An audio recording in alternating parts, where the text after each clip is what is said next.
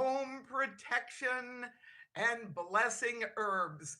What we're going to be doing today is taking a look at some herbs that you can use for protection. But there's also a well-being dimension to this workshop because most of the herbs that have the folk magic uses for protection also are healing herbs and that can help bring about well-being. My name is Selena Fox, and I'm Senior Minister at Circle Sanctuary. I am so grateful to be able to be with you all today through this live stream. And yes, as those of you who have been with us throughout the day know, we're trying something new this time. We are doing this live stream to this private YouTube channel, and there is a chat function. So that's a fabulous thing. Bob is going to be taking a look at questions that come in and collecting them. And then towards the end of the workshop, I'll be answering questions. The other person helping me is another one of our Circle Sanctuary ministers, Casey Pope, who does our social media. And she will be putting looking at your comments and also putting in a link pretty soon about home blessing herbs.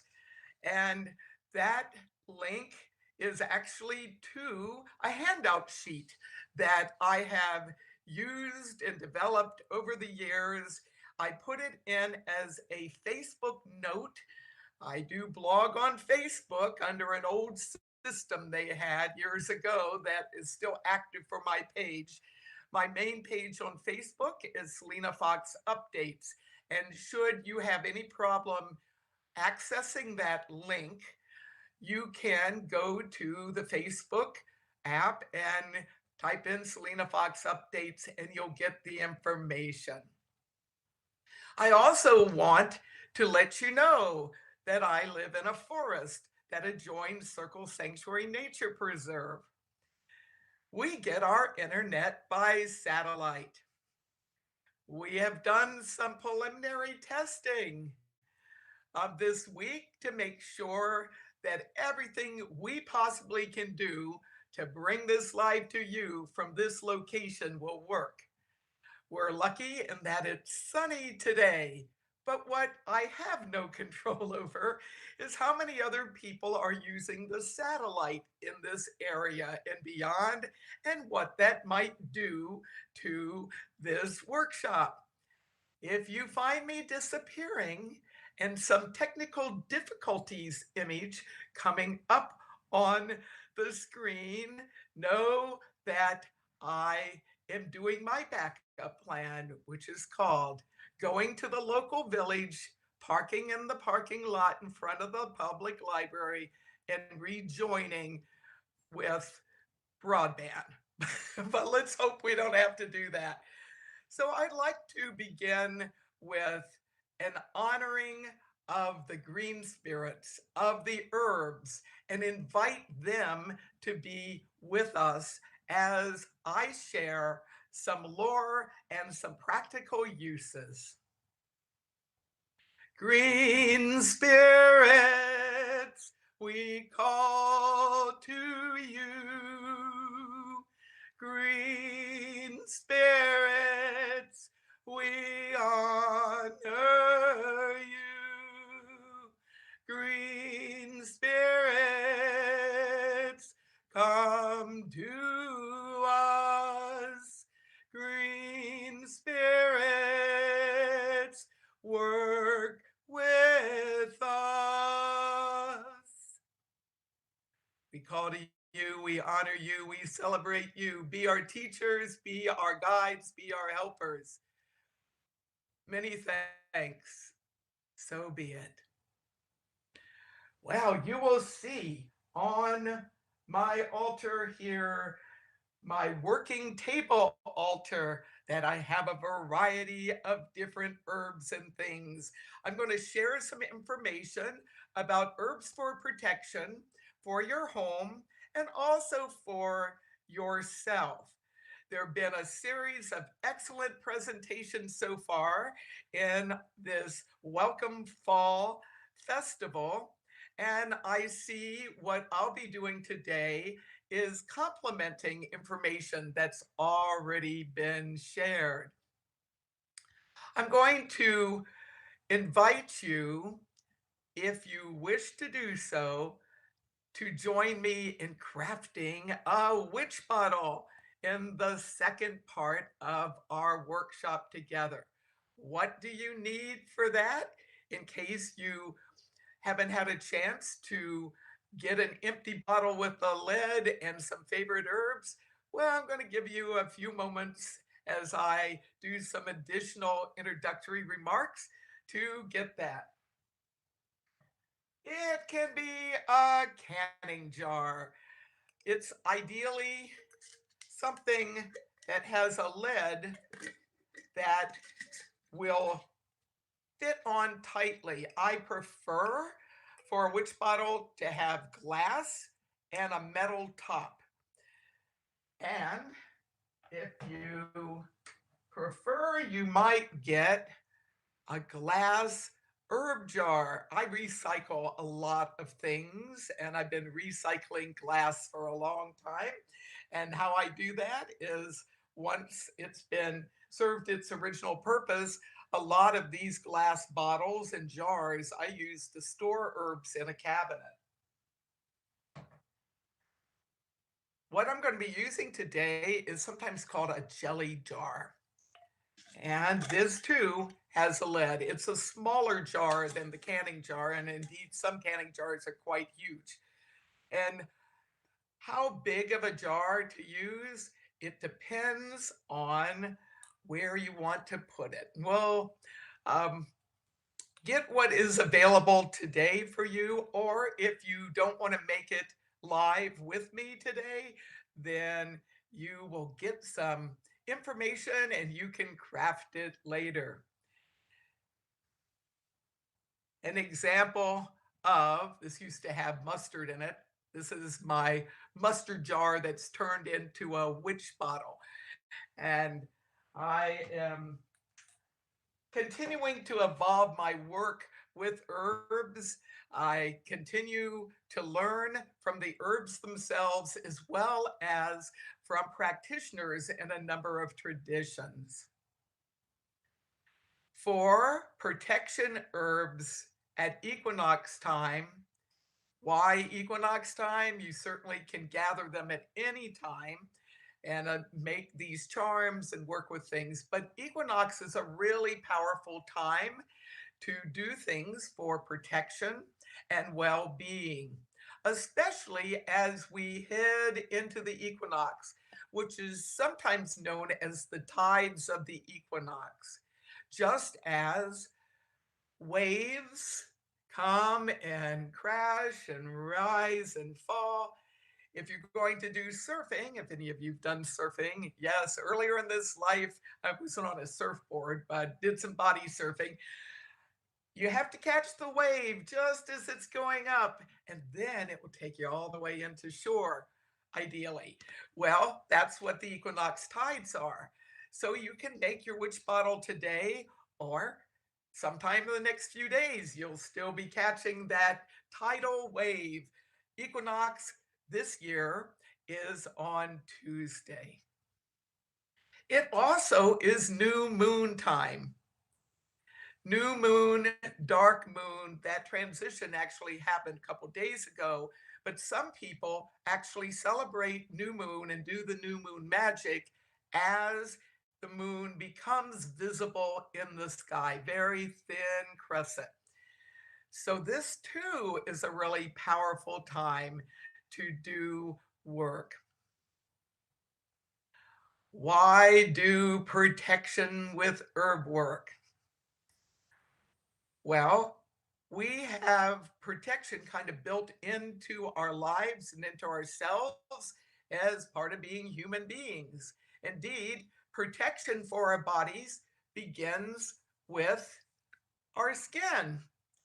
And we know it's important to take good care of our body as a whole and our skin in particular. In addition to our skin, hair, our whole body, many traditions, including the ones that I am familiar with and practice, recognize in addition to the physical body, there's also an energy body. Different systems will have different ways of conceptualizing and defining that. Many people call it the aura. Essentially, when you're doing protection work for self, you are working physically, emotionally, mentally, energetically, and spiritually. In like fashion, for your home, there is the physical place where you dwell. But in addition to that, you have what you might call bodies of energy. What kind of communications and learning happens in that space? What are the emotions that flow through that space? What are the energetics of that space? What is the overall spiritual vibe of the place? So, we're going to take a look at protection and um, well being herbs for self and home, working with the elements of nature. And I will give a sampling of the herb lore that's available. In talking about the elements of nature, what I'll be sharing with you has to do with forms of herbs that we'll be using rather than the traditions that assign an elemental association with a particular herb. Let's start with the herbs of earth. So, if you're going to do protection work with herbal earth dimensions, what is that like? You're actually working with the physical herbs in their fresh or dried form. I have some anise hyssop here. Many people like to have fresh herbs growing in a windowsill or clipped and put into a container such as this. Some people like to have fresh flowers in their home. In addition to being aesthetically pleasing, depending on what you're using, can also serve as something healing and protective.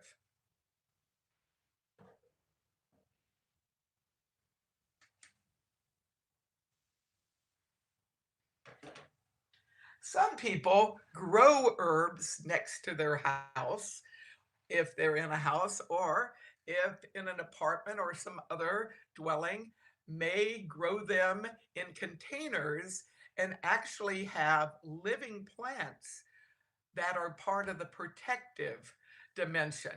Yarrow is one of those herbs that has been used for protection in a variety of different ways. And what I like about yarrow is after it blooms, which is typically around the summer solstice time, and then it lasts through Lunasa, or what we call our Green Spirit Festival, our herb crafting festival, then it starts getting brown seed heads like this, a way that the herb propagates itself. And what's fabulous about this is they can make really wonderful arrangements. So you could go out now and harvest some yarrow if you have access to a place where that is, and you can actually put it in an arrangement, and that's a way to have an earth type, a protective amulet for your home.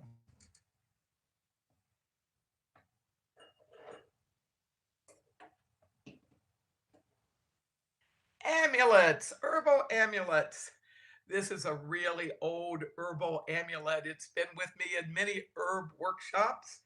It's sometimes known as the golden bough. It's mistletoe. And Many people associate it with Yuletide, for indeed it has long been associated with celebrating that seasonal holiday. And kissing under the mistletoe at Yuletide is something that goes across a lot of faith and cultural traditions. But long before it got very linked with romance in Yuletide, it was used as an herb apiece, and it would be hung in gathering halls where people met as something to bring peace, and people would make oaths under it, and it was protective of people following through on their oaths. And mistletoe is something that's good to protect home year round. However, parts of the fresh plant don't sit well with some creatures and some young humans. It's best to make sure that if you have young children or animals in your home, that you and you're using mistletoe, put it way up out of their reach so everyone stays safe instead of having a problem. So it is protection from arguments. It can be protection against chaos, but it also has been used as protection against bad weather. And with this age of climate instability and chaos, it's good to get some mistletoe in one's home.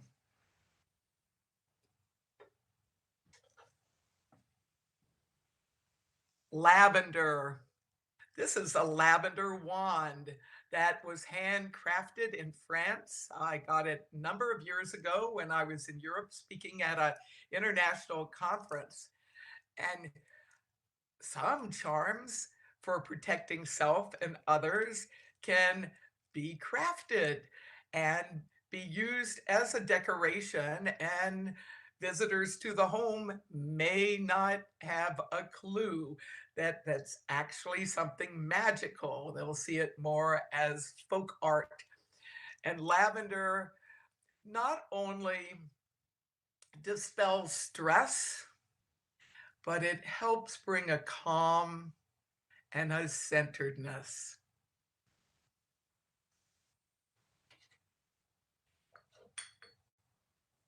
We'll talk more about this during witch bottle making. Mother Nature's Velcro, Burdock. This is a great time to go out and get burdock burrs. And why are they associated with protection? Well, they they they are very resilient and very resourceful, and they are very pointy. And so you have to make sure if you're harvesting them, ideally with gloves, that will be great. So you may want to put a burdock burr in a witch bottle. You may want to put it in some kind of charm that you carry on your person. Um, and there's a healing dimension to burdock itself. Its root has been used in herbal medicine across a number of different traditions around the world to purify the blood.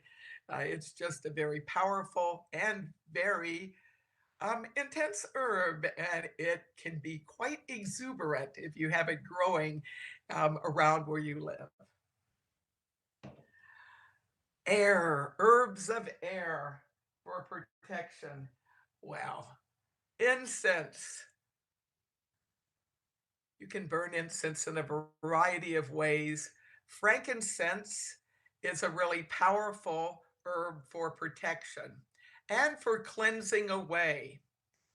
With protective herbs, you want to be able to clear a space of anything negative, but you also want to be able to ward off what is not wanted.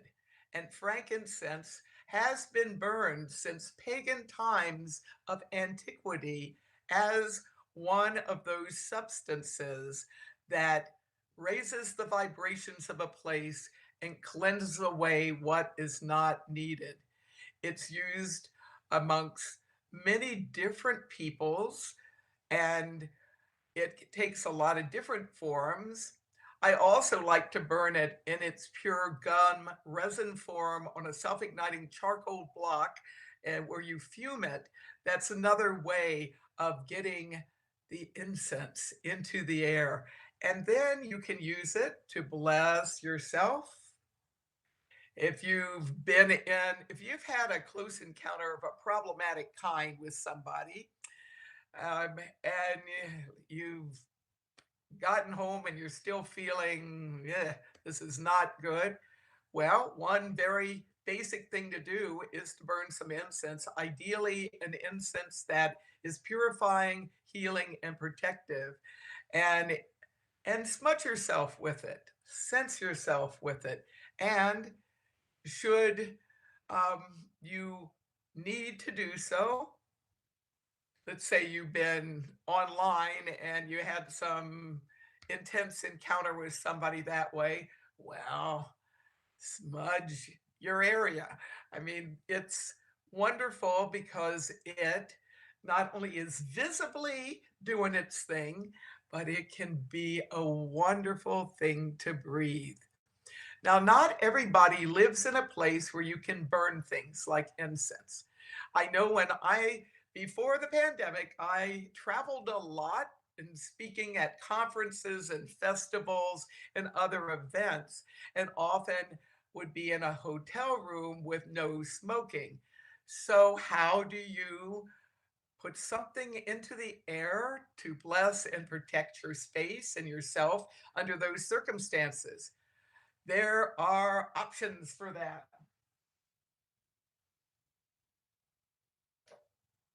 One of my favorite options is a spritzer.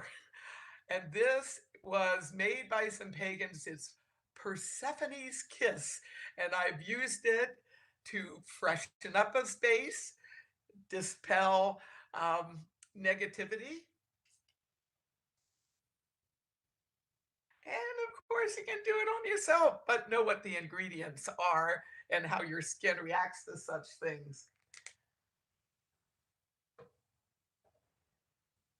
In addition, sometimes I go into hospitals, haven't done that for a while, except by phone and by Zoom and FaceTime and all those other video conferencing things. That's what I've been doing since the pandemic set down. Uh, One of the ways that I have used scent and herbal scent as a way of bringing some cleansing, some healing, and well being within a hospital setting is with oil and a fan. Lavender in oil form here. And you only need a little bit of it, and you place it on the fan,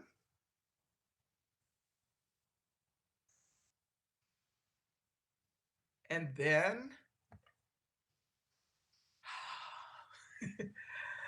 you can fan yourself and you can fan the space around you. So, if you're in a no smoking situation, this is a way that you can use scent of herbs to aid you.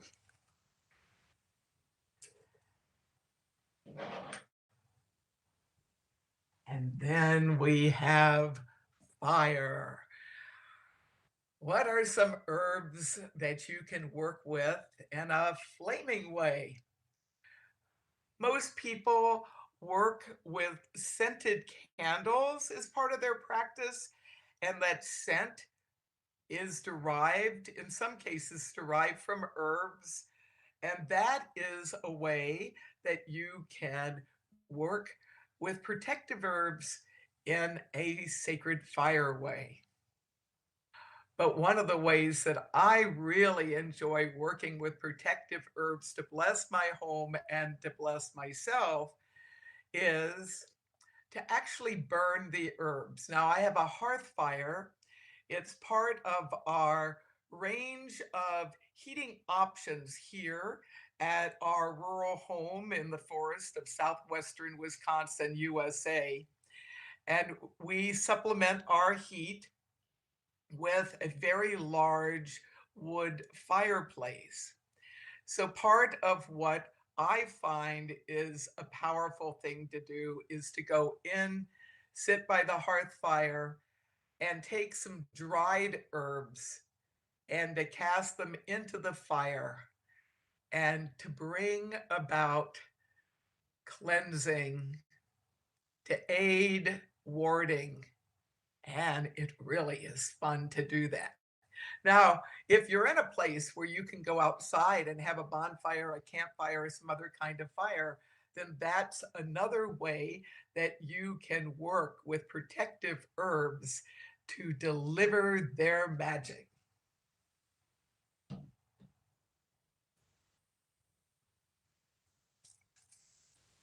Mullein. At this time of year, equinox time, the yellow flowers of the mullein have all faded and dropped off, and now it's you'll get these seed heads. In fact, mullein, which is a biennial plant, which means it lasts for 2 years in its life cycle and then it self seeds, is connected with healing, well-being, purifying, inner visions, and it's also a great herb to burn. One of the things that I have used mullein for is to dip the top of a stalk, and this is just part of a much taller stalk. I have a mullein outside my house that's 7 feet tall or more. After it completes its whole life, I'm going to harvest that, and then it will go into my mullein stalk collection.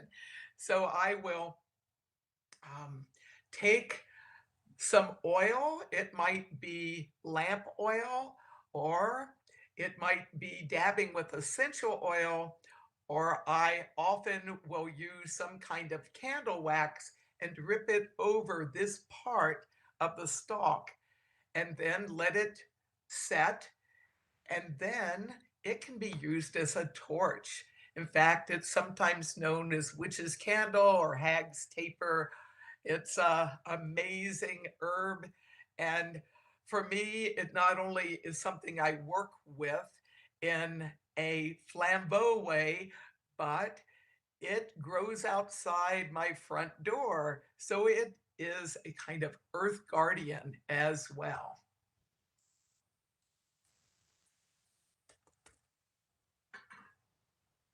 So for water, this involves taking very hot water usually and creating a tea. Now, I started this basil tea wash right before this workshop.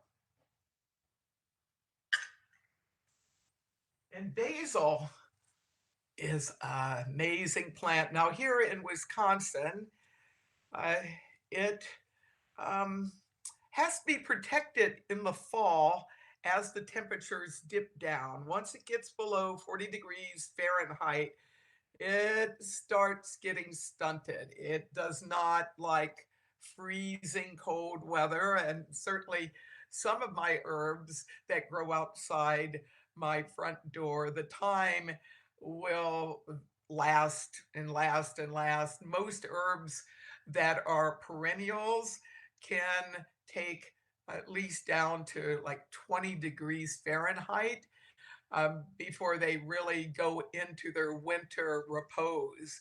Um, Basil is an annual here, and I some people grow it year round in containers, and that's way to do it. But it's essentially it's an annual, and I love planting it in the garden. So what you want to do, you bring water up to a boil, and you put it in some kind of container, and then you take fresh or dried leaves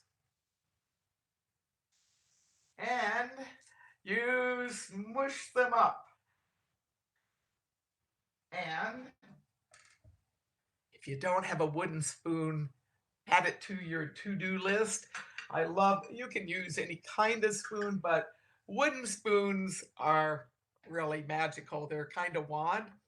And as you make the tea, you honor the spirit of the basil and you invite the basil to put its protective and healing and well-being qualities into this solution. And you want to let it steep and get cooled. And then you can use it as a wash. Now, one way of using it as a wash is you can use a technique called asperging. If any of you were raised Roman Catholic, I was not, but I've had enough interreligious connections these days, including doing funerals and other ceremonies at Roman Catholic cemeteries. There's a really nifty asperging tool that I got to use a number of years ago, but you can do your own kind of asperging tool. Once you have created your tea, you turn it into a wash, into a sacred potion for protection. You dip in, and I'm using the mint to bring protection. Now, ideally, you are able to do blessing for yourself as well as your home environment. Most people find it helpful to make the tea, let it steep, and put a lid over the container to keep the essential oils in. Once it is cooled, then what you want to do is strain it, and then you can take that wash and you can sprinkle it around your threshold. Some people will actually dip a sponge or a rag in it and wash the threshold, the walkway, as well as the area around the door. So that is a way to do a protective wash. And yes, most people have good relation with basil and can actually consume it. So another way to work with protective herbs is to actually make a tea that you drink. And it isn't just the matter of creating the tea, it's your process of taking it into yourself, setting yourself down, centering yourself, taking in the herbal tea, which most of us call potions because it's a herbal tea with a magical zing to it. And then as you relax and take that tea in, experiencing it working within you and around you.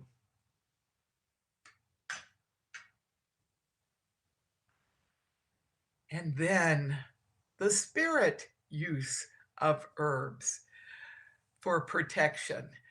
That's usually taking the form of some kind of a crafted charm.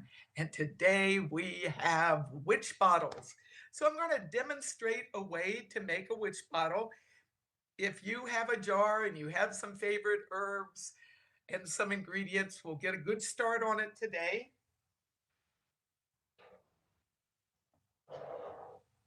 And if you do not, then you will have a chance to learn this method and be able to work with it later.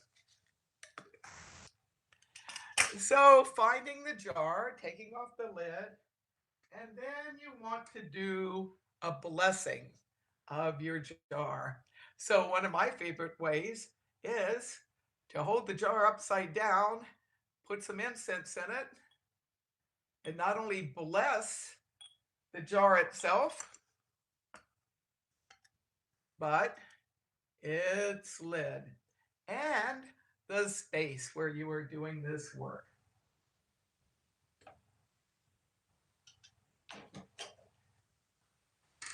Next, if you have something, some dirt from your home area or something else that's grown or is connected with your home, you want to put that in next.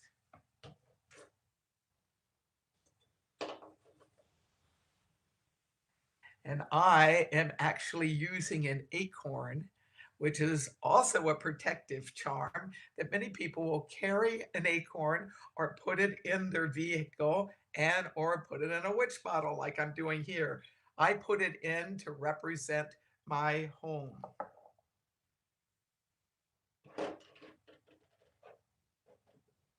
Salt is another ingredient, and while it's not an herb, it's from the mineral realm.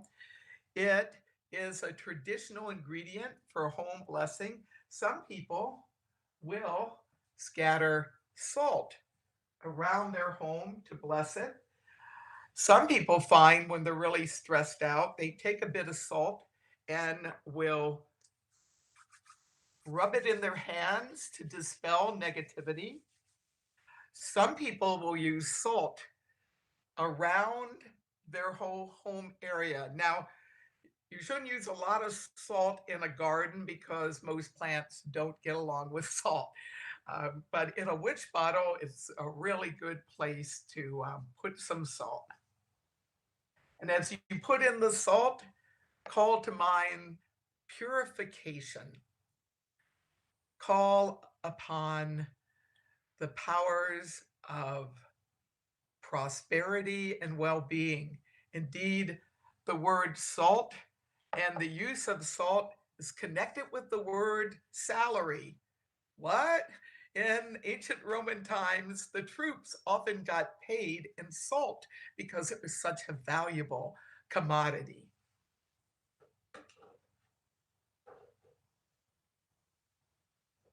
Another one of my favorite ingredients is Angelica seeds. And Angelica seeds are also ripe for harvesting right now. At Circle Sanctuary Nature Preserve, we have Angelica growing at Bridget Spring and along our stream of consciousness. Yes, that's the name of the stream that flows through Circle Sanctuary. And and I'm very thankful that we had some beautiful images of that stream. So as I put in the Angelica seeds, I call to mind blessings of well being for the home, but also the power of Angelica to ward off negativity, negative people coming forth, um, negative circumstances. I'm going to take a bit of basil, fresh basil, and I put that in to bless the home with good health and happiness, love, joy, and to ward off theft and other problems of humankind that you don't really want to have as part of your home environment. And I take a burdock to be a kind of guardian, to watch over the space and to put out some prickly energy to keep those who are not right from coming.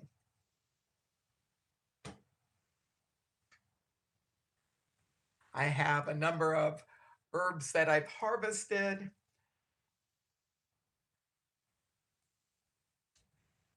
Horehound, which is used in cough medicine, um, they're often in the form of candy, is something that helps many people with the respiratory conditions. And knowing that we have COVID out and about, I brought Horehound today, and I'm smushing it up, as well as mullein, another respiratory herb. And I'm putting in bits of mullein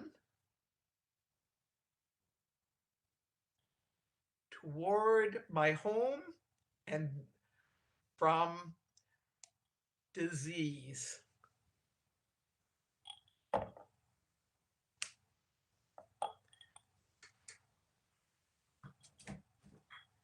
Also in my herb basket are some additional herbs,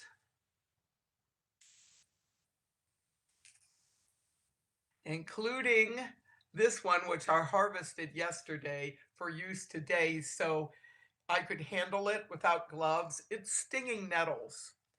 And stinging nettles is a really powerful healing plant. I've eaten the leaves steam. The stingers are um, disabled when you use it as a food stuff in that way. But it's flowering right now, and this is a really powerful time to get some nettles and to add that to the witch bottle. I take some mint for joy, well-being, and to ward off depression and negative mental states.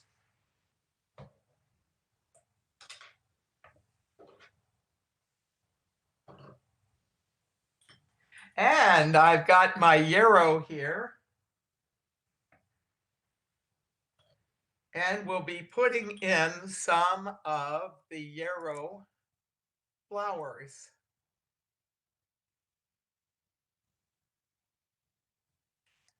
Yarrow has so many different uses. And you can use the flowers. And I'm also going to take off the leaves, which are already dried here.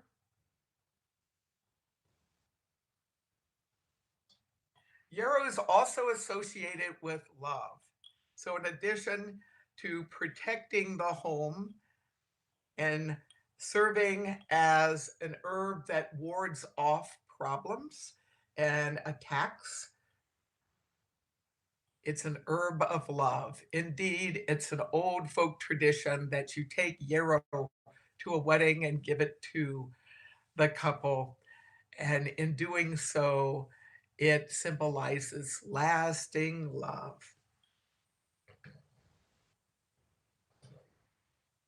I also have some water that's been blessed and actually has some water from some sacred sites, including Bridget Spring at Circle Sanctuary Nature Preserve. Now, some people will do their witch bottle totally dry. Some people like to put a bit of fluid in it. I won't go into some of the fluids from the Middle Ages um, in great detail now, but you do not have to pee into your witch bottle in order for it to be effective, nor do you have to put any of your personal blood in a witch bottle. Indeed, I'm a big fan of working with herbs and other natural ingredients. In addition to putting in herbs, one of this really goes back to ancient Roman times where people would use pins and bits of metal, bent nails. Well, a paper clip can work really well. And I like to put in several bent paper clips. And why do you put them in a witch bottle? Well, the folk craft around that is they serve as a confusion device.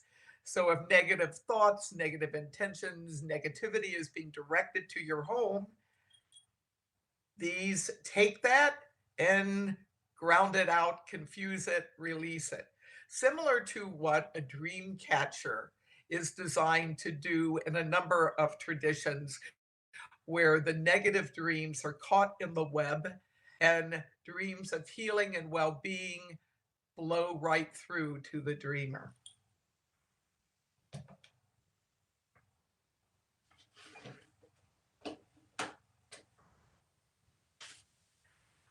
I couldn't do an herb workshop without having some mugwort. Mugwort Artemisia vulgaris is such a versatile herb, and it can be used to bless the home in a lot of different ways. I'm going to take some of this dried mugwort and put it here in the witch bottle. But I also wanted to show you this wreath because another way of being able to work with protective herbs in their earth form is to actually to craft a wreath from the stems. And mugwort dries fairly well. Now, you can also use it as a crown. I crafted this at a Green Spirit a number of years ago, and I have harvested some of the mugwort flowers and leaves here for use.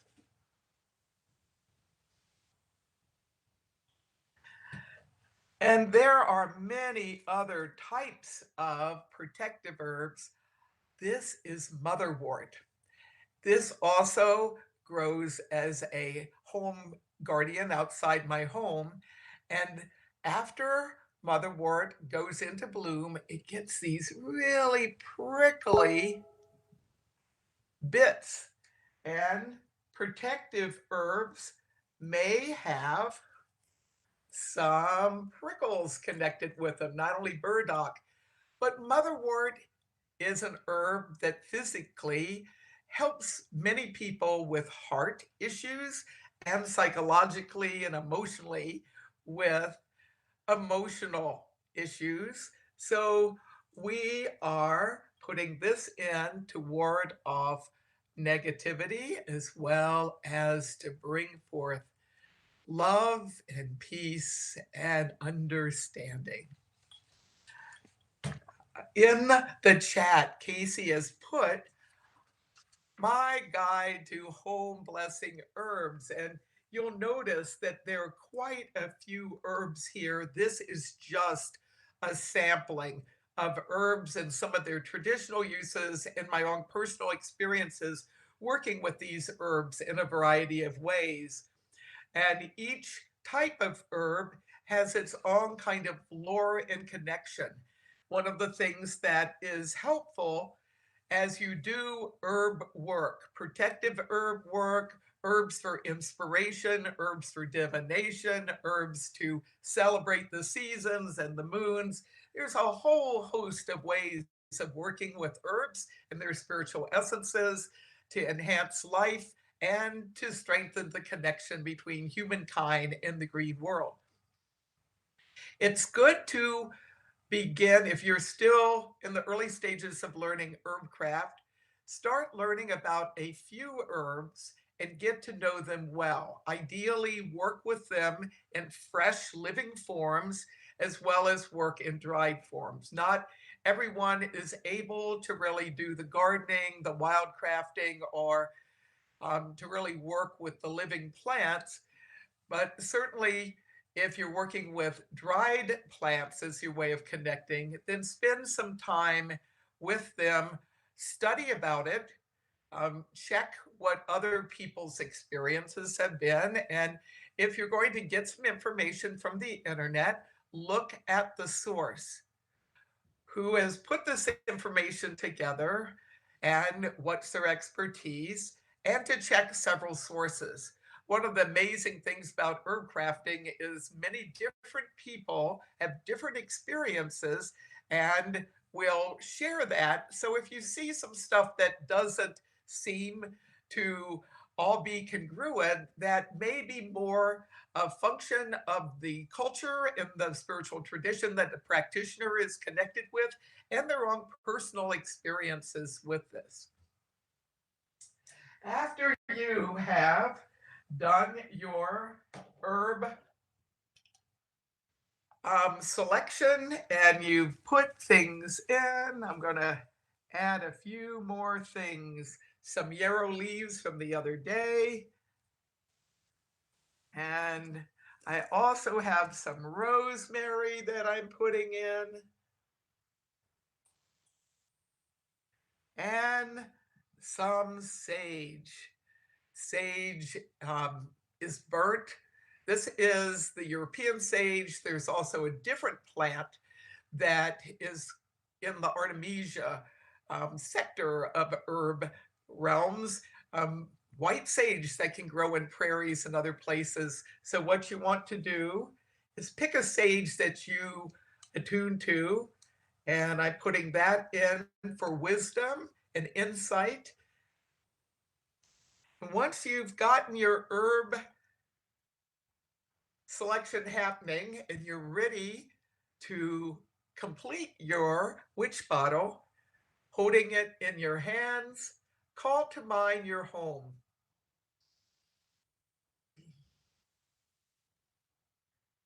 Focus your intention on protection, inside and out, the structure as well as the place where it is. Spend a few moments warding, imagining this serves as a warding device, projecting out a force field that prevents catastrophe and negativity from coming to the home. And then, with your breath, energize it and call to mind healing, well being, joy, and other wonderful things you want attracted to your home. Let the power flow into the witch bottle. If you work with a particular form of the divine, call on that form or forms to bless it.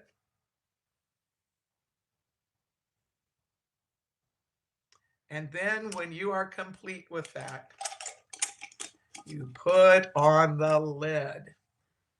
Now, it can be helpful to have a candle and to kindle the candle and to drip the wax around it. Want to have some newspapers or paper bags or something else to catch the wax so you don't make a mess. And once you have completed your witch bottle, then you figure out where you're going to put it. Now, if you are in a home that has a front doorstep, bury it near the front entrance if you can. If you're in an apartment and that's not an option, well, perhaps you have an old coat or some other thing that you have in a closet in the front, put it in a pocket. You can put it, it's best to conceal it rather than having it out in the open. It lessens the risk of people, connecting with it and messing with it. If you're burying it, take a picture of where you buried it and also make a note of it.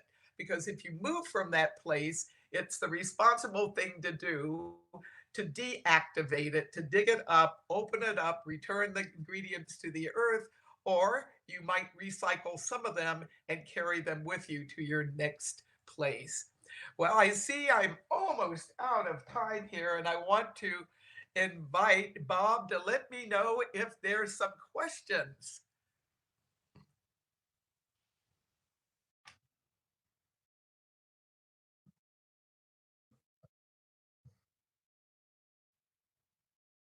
I've known of some people who have used them as part of their work. I haven't personally used them, but if you feel an affinity for it and it seems to fit what you want to have happen, go for it.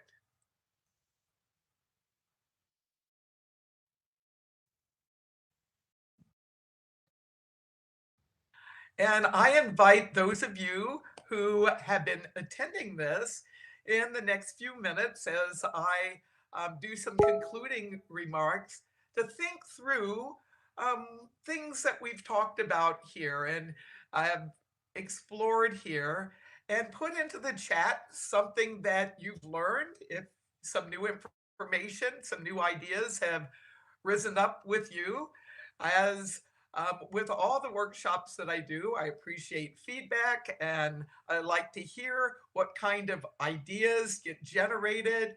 It might not even be something I said, it might be something that just popped up into your mind as a result of this. And as we are concluding, I want to invite you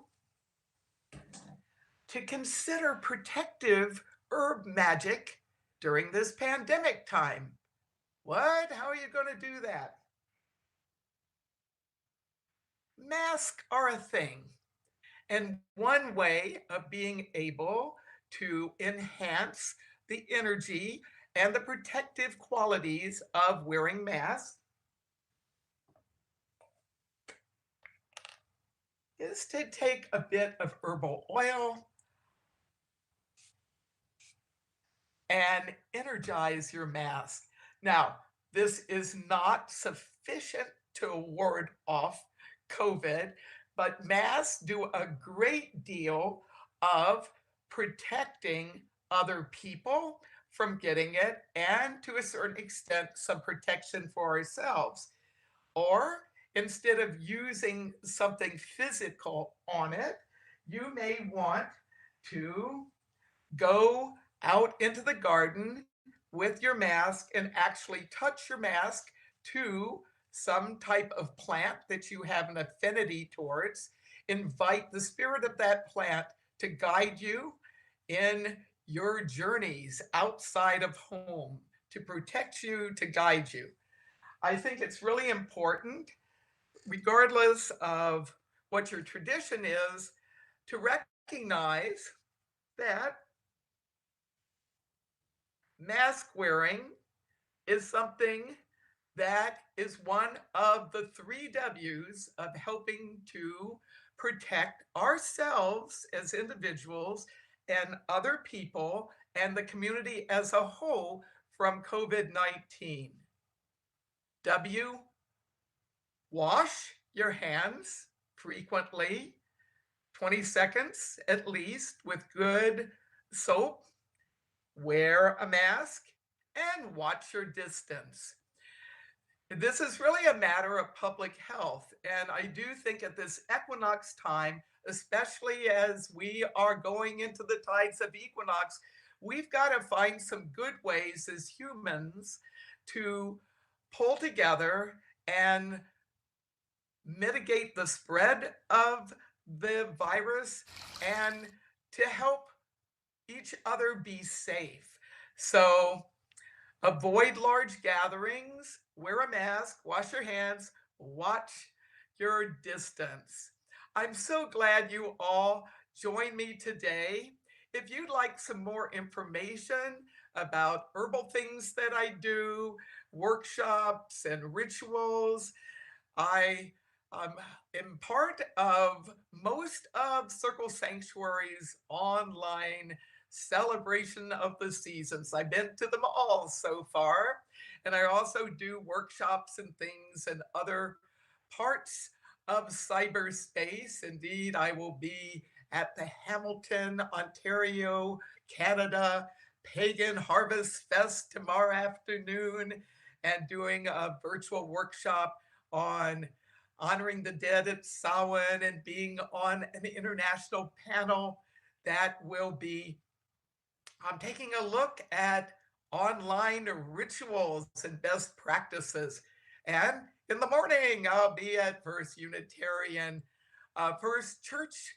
Uh, no, it's actually Unitarian Church North tomorrow morning. I've done some work with the First Unitarian in another city, but I'll be doing their Sunday service tomorrow, also online. And I do podcasts on Sunday afternoons. It's Nature Mystic. And on Wednesday nights, it's Nature Spirituality.